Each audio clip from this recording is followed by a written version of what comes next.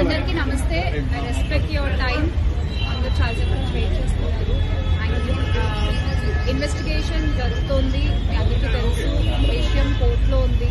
So దీని గురించి ప్రస్తుతము మాట్లాడడం అన్అఫీషియల్ అవుతుంది. ఆ విషయం నాకంటే బాగా మీకే తెలుసు. సో డెఫినెట్ గా మేము ఇన్వెస్టిగేషన్ కి కోఆపరేట్ చేస్తున్నాము.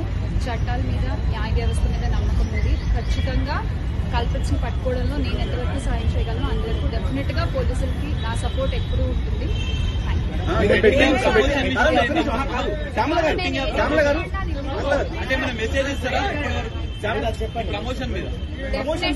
డెఫినెట్ గా ఇది తప్పు. అండ్ ఆ కుటుంబాలకు ఎవరైతే నష్టపోయారో వాళ్ళకు కూడా ఖచ్చితంగా ఆ లోటు ఎవరు తీర్చలేనిది.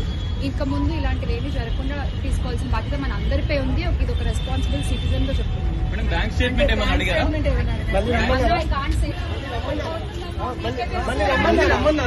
చెప్తారు.